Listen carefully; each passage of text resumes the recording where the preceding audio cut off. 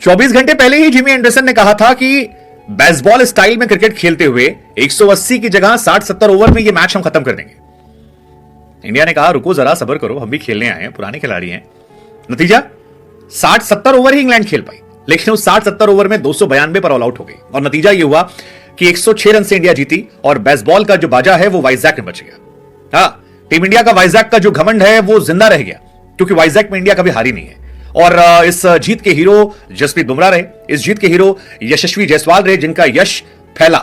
शुभमन गिल रहे, जिन्होंने अपनी सेकेंड इनिंग की बैटिंग से दिल जीता, और रविचंद्रन अश्विन रहे। हालांकि अश्विन थोड़े अनफॉर्चुनेट थे, क्योंकि अंपायर ने उनके साथ एक तरीके से बेईमानी कर दी थी। उनका 500 विकेट पूरा हो जाता, लेकिन वो अंपायर की बेमेंटी के चलते शायद वो रह गया।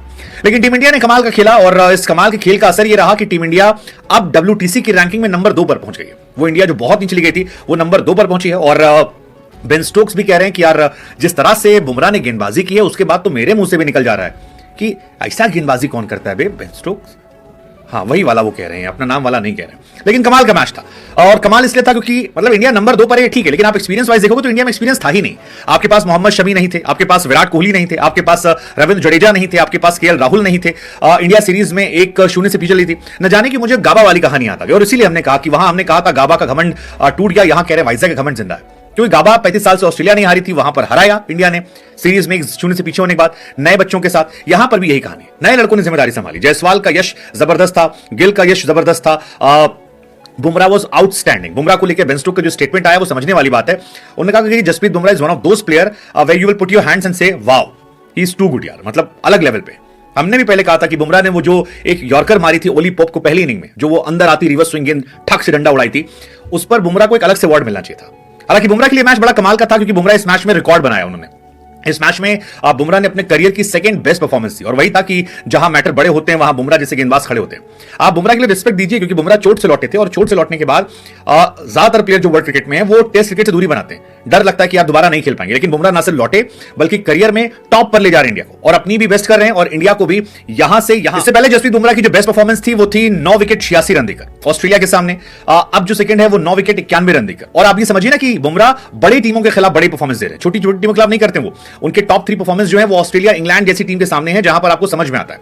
हालांकि इस मैच में अश्विन भी बड़े हीरो के तौर पर निकल कर आए। 18 ओवर 3 विकेट 72 रन। मुझे लगता है कि उनके हिस्से में 1 विकेट और आना चाहिए था, और वो विकेट इंडिया भी डिजर्व करती थी, लेकिन अंपायर की बेमेंटी के चलते वो मामला फंस गया। So India needs to keep on doing this फैंटा, और फैंटी लगानी चाहिए इंग्लैंड को, क्योंकि ये जरूरी है to be the number 1 team in the world in the test matches. इनको फाइनल भी खेलना चाहिए। अगेन अश्विन की क्या बात करें, great spinner and a great batsman. देखिए, he is an asset.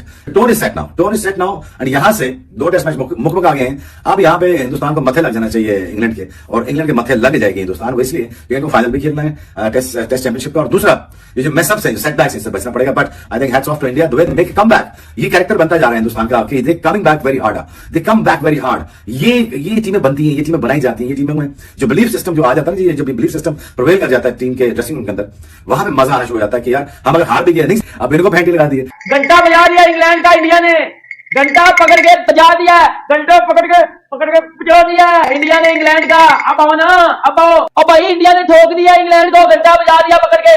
230 India की बॉलिंग लाइनअप ने डिफेंड किया है, इंडिया की बॉलिंग लाइनअप ने पकड़ के घंटा बजा दिया, घंटा बजा दिया, घंटा बजा दिया।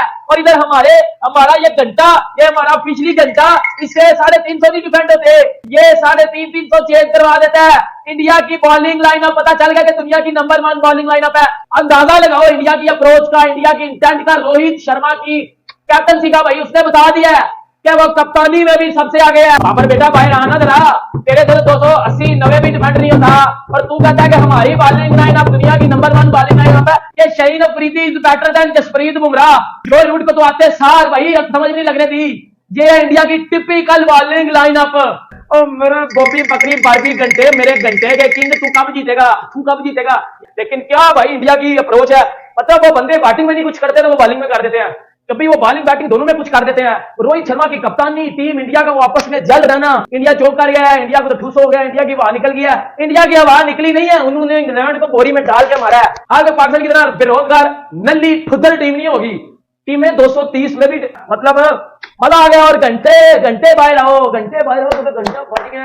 ओ भाई साहब, क्या हो गया, ये क्या हो गया, ये कहां ले आए, कहां हालात बदल गए, कहां जज्बात बदल गए, कहां एहसास बदल गए।